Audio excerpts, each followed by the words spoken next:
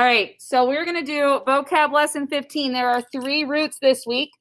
2 of them have the same meaning. One is Greek, one is Latin. You are going to have a vocab quiz on Friday this week, okay? So your vocab quiz is going to be over 13 and 15 and any previous roots on Friday this week. So let's take a look. What does hydra, what does the root hydra mean? Water. Hydra means water, and it is the Greek version of it. Okay, hydra means water, and I'll put in there that it is Greek. All right, and we have 4 words. They are hydrate, hydraulic, hydroelectric, and hydroplane. Okay, some of these you may have heard before. Some of them may be completely brand new words, and that's fine. I need 4 volunteers. I need somebody to play Aaron, which is one of the greatest names ever because it is my son's name. You, sir, can be Aaron. I need someone to be Maria. You can be Maria. I need somebody to be Lee. You can be Lee. And I need somebody to be Jenna. You can be Jenna.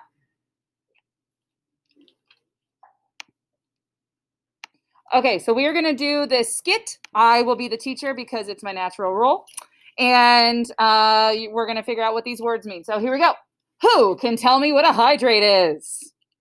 It's a chemical compound formed when water is added to certain chemical substances. Can someone tell me how a hydraulic system works? Pressure on a liquid, either water or oil, in one part of the system causes motion or force in another part of the system. Excellent.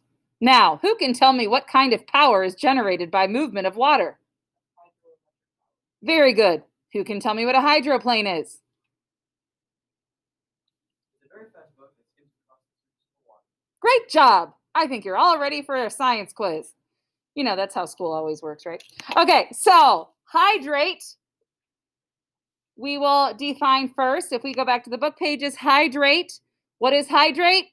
It's a chemical compound formed, right? So the definition of hydrate is a compound of water and another chemical. Okay, you might know the word hydraulic because you think about cars. A lot of cars have a hydraulic system. My minivan does not have one, but it would be really cool if my minivan did. A hydraulic system maybe makes your car go like up and down, you know, makes it really cool. If you look at here, it says, can you tell me how a hydraulic system works? And it says pressure on a liquid causes motion or force. So essentially a hydraulic system is using pressurized water. Maybe if it would type for me, pressurized water to create mechanical power. So if you have a hydraulic system in your cool car, like my minivan, your car is going to have this mechanical thing going, and the only reason that it's powering is because of the really fast moving pressure of the water. All right, the next word is hydroelectric. If you look at the word hydroelectric power, it's power created by the movement of water. Okay, hydroelectric power created by the movement. And the very next word is hydroplane. This can be a noun or a verb. Okay. The noun version of a hydroplane, the noun is a speedboat that glides or skims the surface of water. As a noun,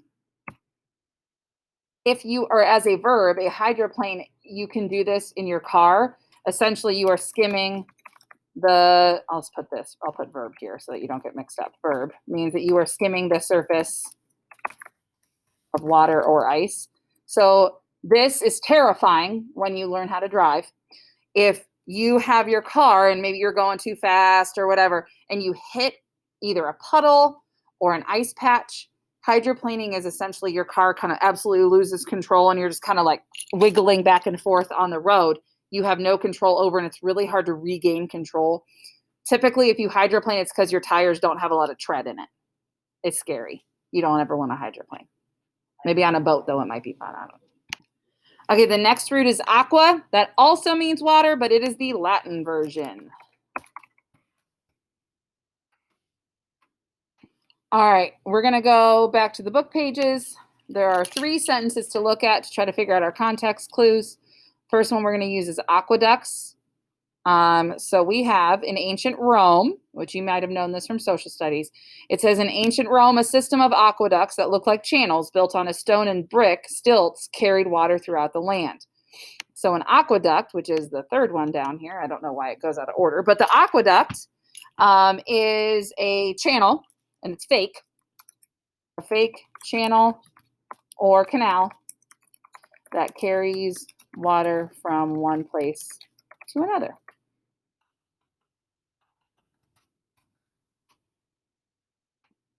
Fake, when it says a fake channel, it means it's artificial. It's made by a human being. All right, we're going to look at the next sentence, and that one is an aquifer. The well in my yard is a narrow pipe that goes down to the aquifer, a pocket of water that flows between the rocks more than 100 feet below the ground. So this context clue actually gives you the definition. Okay, so an aquifer, which is the last one, is a geological, which is made by Earth, geological formation that holds groundwater. So like maybe a spring or a well, a natural spring or a natural well. Okay, so the next sentence is going to have both aquanaut and aquatic in it. After I went on my first snorkeling trip, I realized I want to be an aquanaut exploring underwater. This might remind you of Octonauts, a show from your childhood. Whenever I can, I read about aquatic plants and animals so I can learn about the fascinating life forms that live in the water. So an aquanaut is a person who explores underwater, which in parentheses, I'm going to write scuba diver. And then an aquatic, and I'll give you a chance to write both of these down. Aquatic is just relating to water. So like the aquatic house at the Cleveland Zoo, it's all of the water animals, okay, and all the water plants. All right, so I'll give you a second to write those down.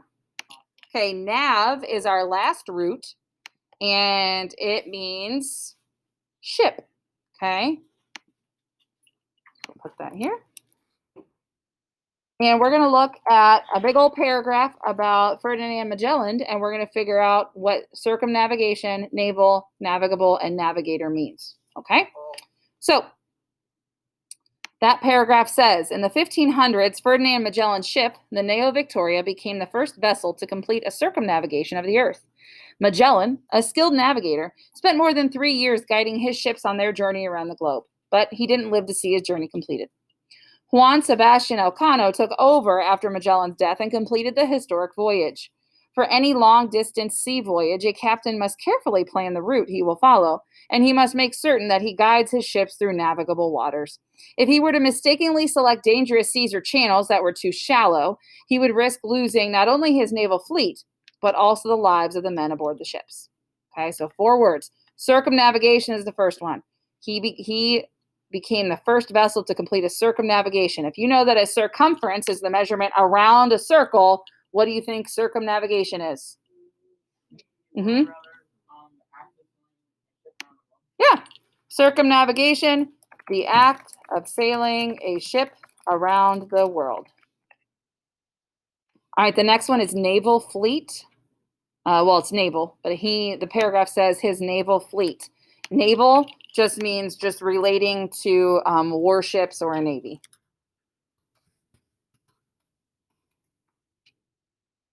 All right, the next word is navigable. If you look at the paragraph, it says he must make certain that he guides his ships through navigable waters. Basically, navigable waters is waters or something that ships can sail through. Water that ships can sail through. And the last word is navigator. And just an FYI, my husband never allows me to be the navigator. He says I'm not good with directions. That's fine. A navigator is someone who plots or plans the course of a trip. Someone who plots or plans the course of a trip. He says I get us lost. That's fine. Oh yeah, I'm not a good navigator. I got lost coming home from Cleveland once.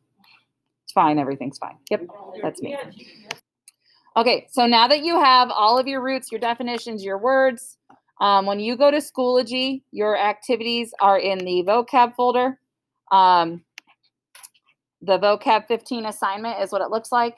and it will come up being this document right here. All three of them you're going to have to do. These clearly have the same meaning. Try to find different pictures. I think you can find 2 different water pictures.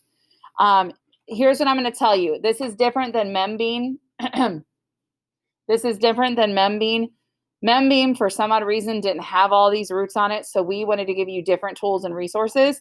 If you click on here, there's links here that you can just click on. So if you click on word info, that's a good one, and say we type in Hydra,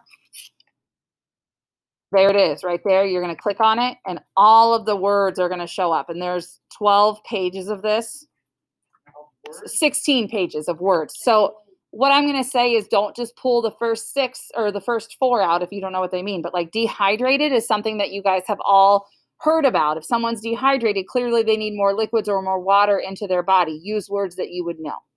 And then the very last thing here, using 2 words from your list. Your list words are the ones that you wrote in your notebook. Okay. So using hydrate, hydraulic, hydroelectric, or hydroplane, you are going to use 2 words in 1 or 2 sentences that show the meaning. You are not going to get these off of Google. You are not going to learn anything if you get them off of Google. You need to write them yourselves, okay? You are not to copy and cheat and copy and paste from the internet. You need to find them yourself. So I'm going to give you 4 minutes now before lunch to get started on it, and then after lunch you're going to come back and you'll get 10 minutes, but get started on your assignment right now.